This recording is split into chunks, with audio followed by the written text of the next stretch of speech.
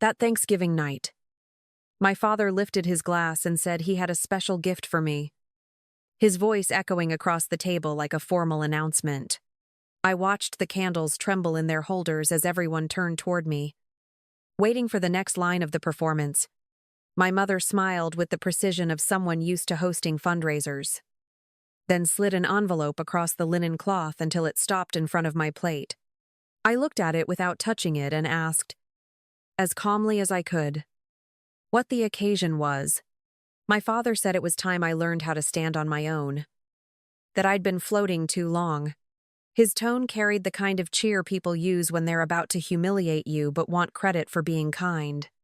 My mother added that it was an opportunity, not a punishment, and that Denver had a thriving young professional scene.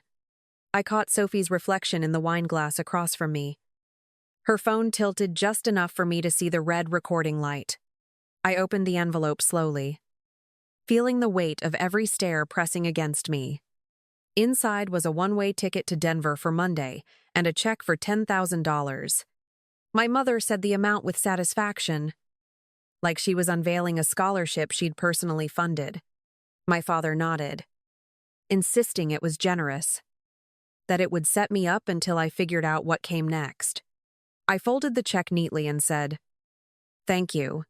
The words came out smooth, almost gentle, which seemed to relax them. Sophie lowered her phone, disappointed that I hadn't cried, and whispered something to her husband that made him smirk. My mother reached across the table and touched my hand, saying this was for the best, that sometimes people needed a push to move forward. I smiled and slipped the envelope into my purse. They thought they were solving a problem. I knew they were setting me free. The air around the table softened, as if they'd accomplished something merciful. No one realized the gift they'd given me wasn't exile, it was permission. I wasn't surprised they'd turned Thanksgiving into a ceremony of dismissal. What caught me off guard was how effortless it seemed for them. My father carved the turkey like a man rewarding himself. My mother arranged the napkins again and again, as if perfection could excuse cruelty. Sophie laughed too loudly, asking her husband if he'd ever seen anyone stay in the same phase of life for 10 years. I heard her, and for a second, I almost admired the precision with which she delivered humiliation disguised as concern.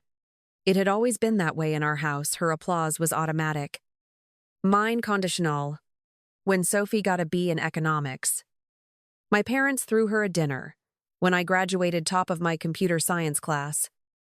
They mailed a card without signatures. My father once told me, "You're bright, Julia, but not practical."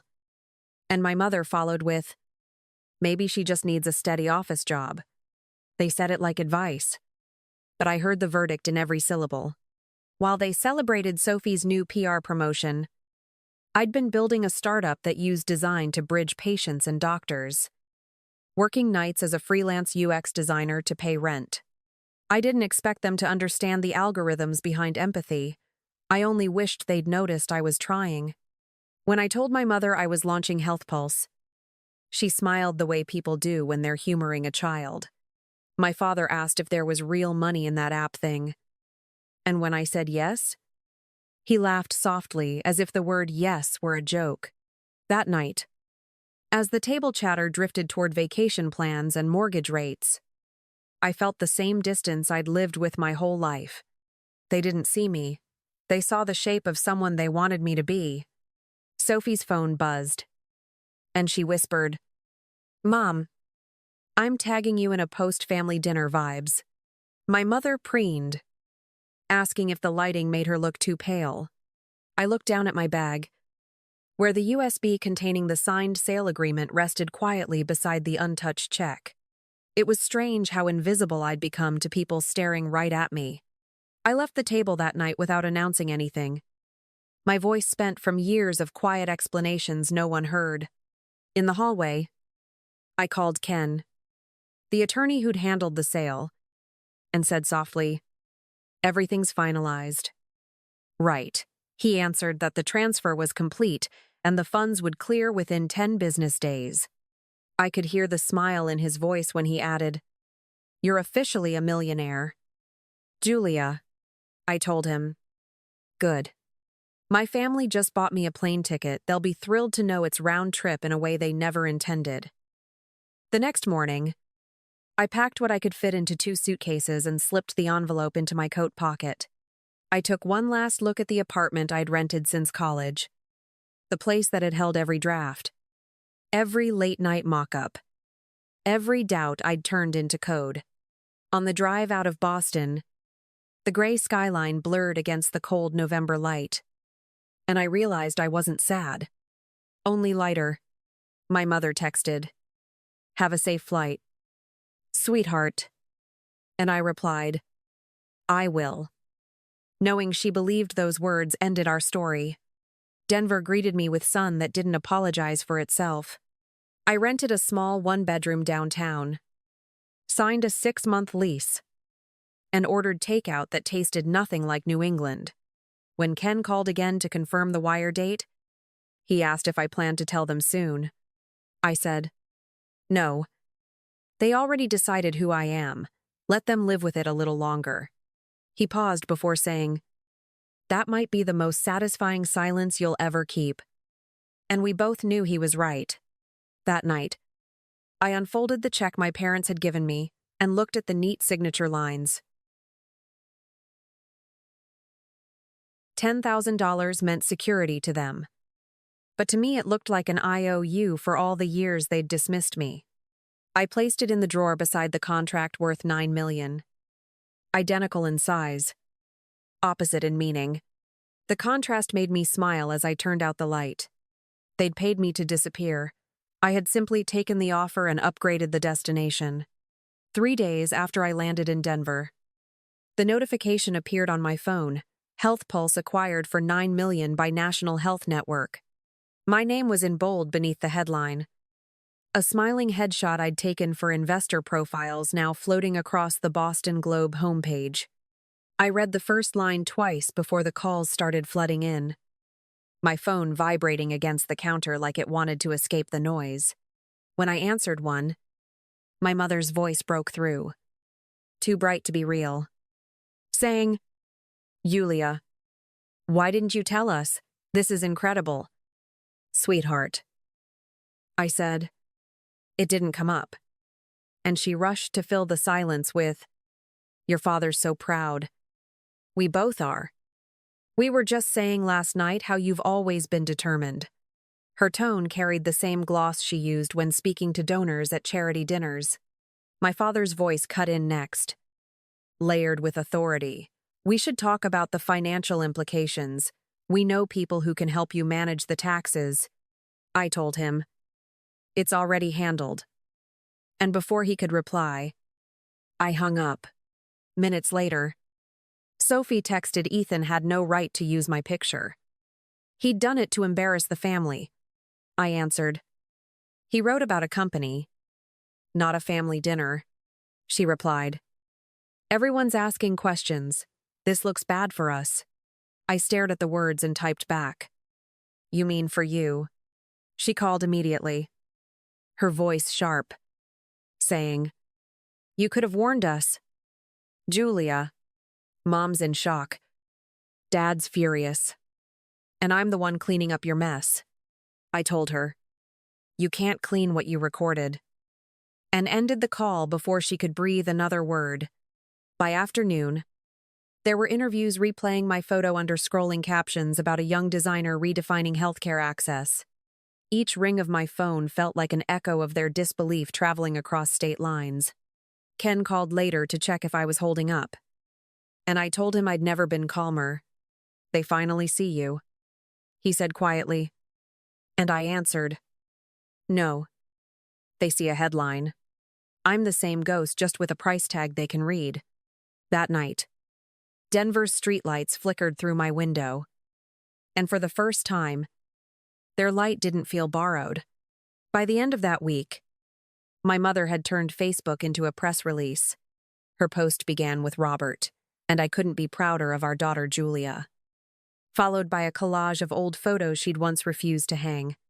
I read her caption twice before noticing the line that said, We always believed in her vision.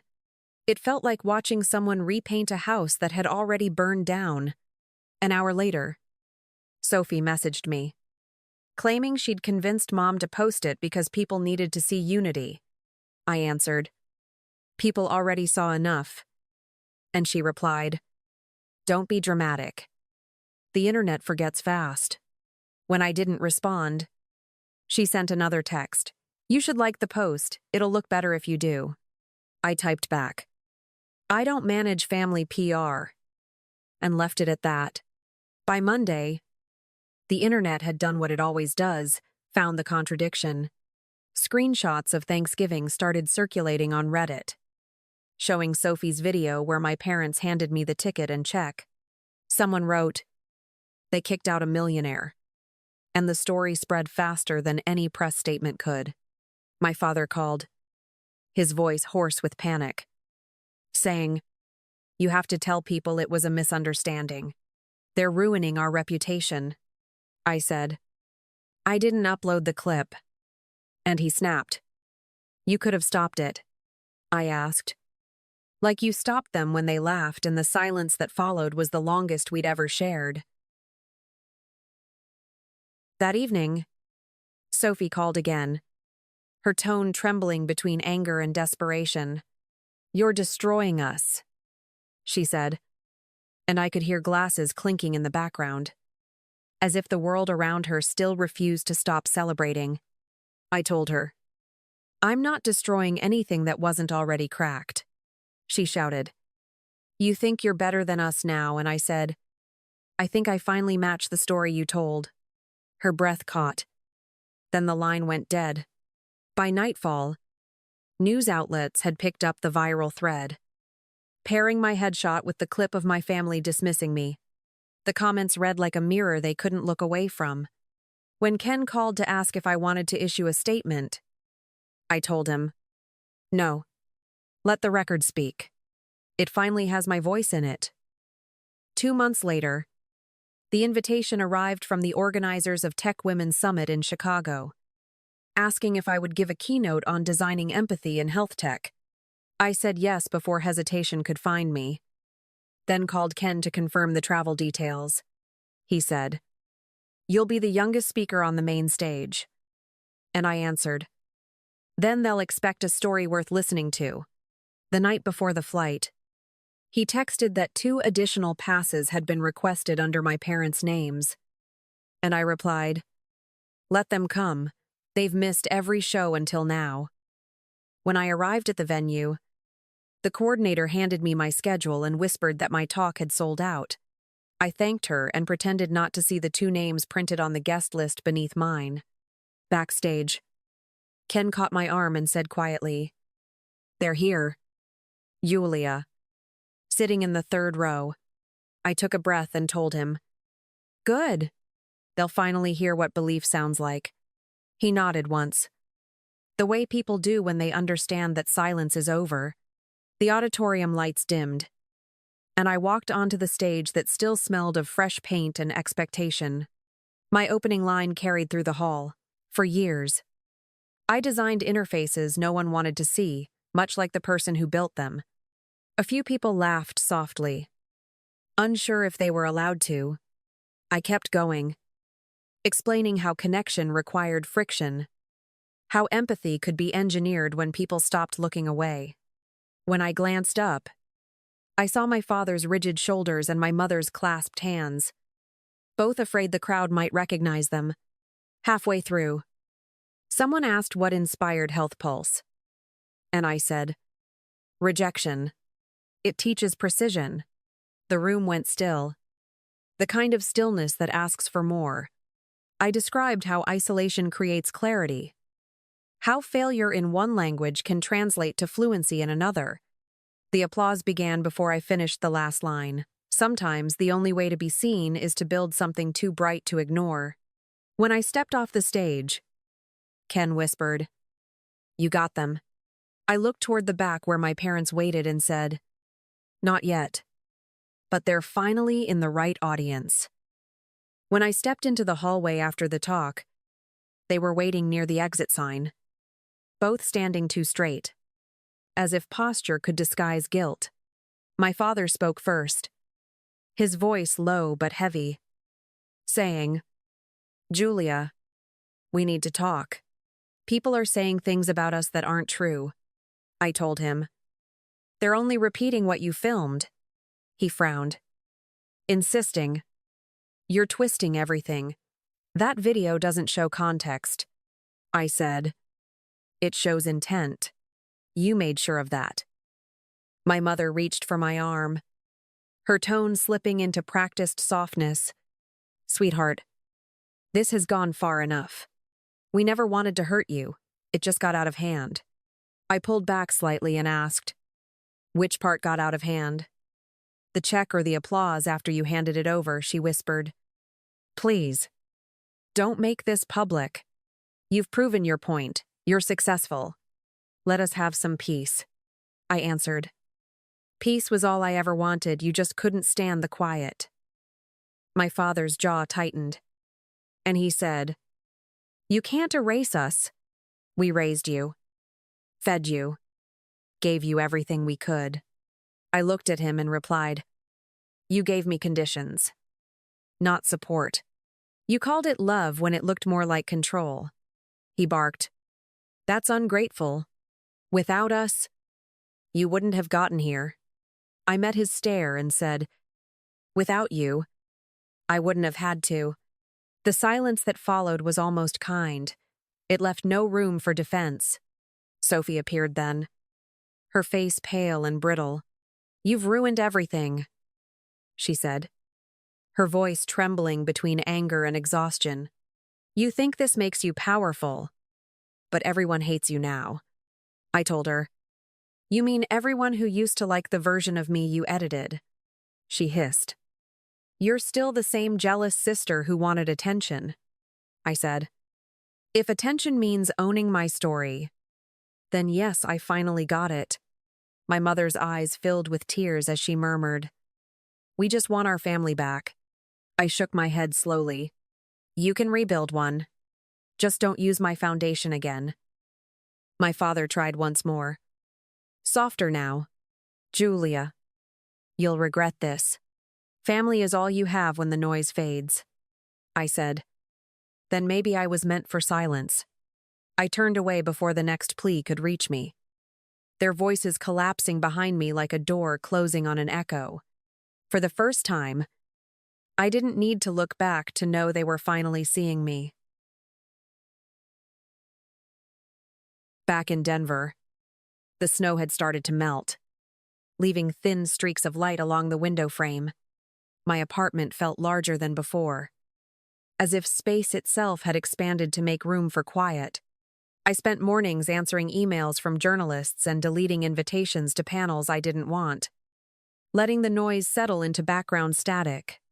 When Ken called to tell me the conference video had hit 1 million views, I said, "That's fine. Let it live on its own." And he laughed, saying, "You've officially joined the public record." The headlines eventually turned from scandal to admiration, then to whatever came next in their cycle. My father closed his business. My mother stepped down from her social committee. Sophie's account disappeared without a word. None of them reached out again, though sometimes I imagined my mother drafting a message she never sent. I kept the phone on silent anyway, the absence of ringing becoming its own kind of peace. The city felt honest in its indifference. Every stranger too busy to remember who I used to be. At night, I'd sit by the window with Pixel curled against my leg. The hum of the street, replacing the conversations I no longer missed. The check they'd written stayed folded in the drawer beside the transfer receipt. Paper against paper. 2 versions of value that would never touch. I whispered once, mostly to myself. They thought they sent me away, but I was already gone. Pixel steered, then settled again. Outside, the lights of downtown shimmered like a quiet applause meant for no one in particular. For the first time, I didn't feel invisible. I simply felt mine. Thank you for staying with me until the end of Julia's story. If you've ever had to walk away to find your own peace, Tell me where that road began for you. I'd love to know the city and time you're listening from. Subscribe and stay close, your next chapter might start here.